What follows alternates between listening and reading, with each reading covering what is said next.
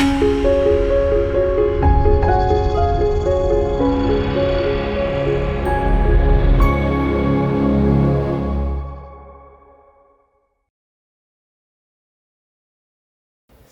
మాత్రం. నేను మీ journalist Navatha. Welcome to our voice. సనాతన ధర్మాన్ని నిర్మూలించేస్తామని అదో రోగం అంటూ నిప్పులు కక్కి గంగ వెర్రితలెత్తిన నేతలే ఇప్పుడు ఆలయాల్లో చొరబడి పూజలు చేసేస్తున్నారు. లేచిన మొదలు ద్రవిడవాదం అంటూ తెగదంచి కొట్టేవారు ఇప్పుడు హిందూ దేవతలకు తెగదండాలు పెట్టేస్తున్నారు. ఈ చిత్రాలన్నీ తమిళనాడు ఎన్నికల సందర్భంగా బయటపడుతున్నాయి.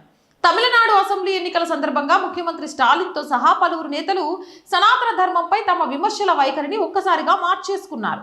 దేవాలయాలను తెగ సందర్శిస్తున్నారు. హిందూ దేవతలను శరణు వేడుతున్నారు. మరీ ముఖ్యంగా డిఎంకే నేతలు తెగ దేవాలయాలను సందర్శిస్తున్నారు.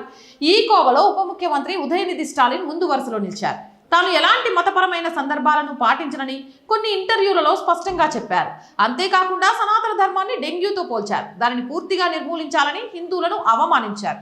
కానీ ఎన్నికలు రాగానే ఆయన తన నియోజకవర్గంలోని సెంజేనియం ఆలయంలో ప్రత్యేక పూజలు నిర్వహించారు. ఎంపీ దయానిధి మారిన్ కూడా ఆయనతో ఉన్నారు.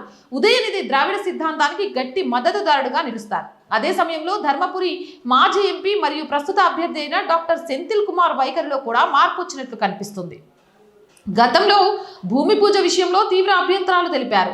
హిందూ ధర్మంపై ఆచారాలపై అభ్యంతరాలు వ్యక్తం చేశారు. ఇది అప్పట్లో తీవ్ర వివాదానికి కూడా దారితీసింది. అలాగే పలు స్మారక చిహ్నాలను కూడా నేతలు సందర్శిస్తున్నారు. తమిళనాడులోని కులం ఎప్పుడూ ఒక కీలక అంశంగానే ఉంది.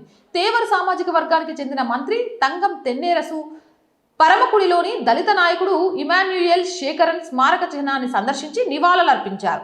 సాధారణంగా దళితేతర నాయకులు ఇటువంటి స్మారక చిహ్నాలను కేవలం జయంతి సందర్భాల్లో మాత్రమే సందర్శిస్తుంటారు.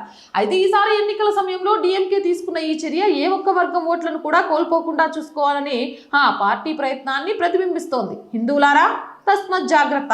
జై హింద్, జై భారత్. అండ్ రోజు చెప్తున్నాను, R group of channels, R voice, R political, R Sanskriti, 3 మన channels. So please subscribe our channels. Content బాగుంది అనిపిస్తే లైక్ చేయండి, షేర్ చేయండి. ఆర్థికంగా ఈ మంత్ శాలరీస్ విషయంలో కానివ్వండి, రెంట్ పేమెంట్ కానివ్వండి, కరెంట్ బిల్ కానివ్వండి, చాలా ఇబ్బందిగా ఉంది. మీరే మమ్మల్ని ఆదుకోవాలి. ఆర్థికంగా సపోర్ట్ చేస్తారు అని ఆశిస్తున్నాం.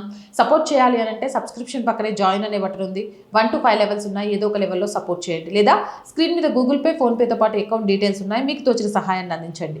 వ్యాపార ప్రకటనల కోసం 8328500576 నెంబర్ని సంప్రదించండి. జై హింద్, జై భారత్.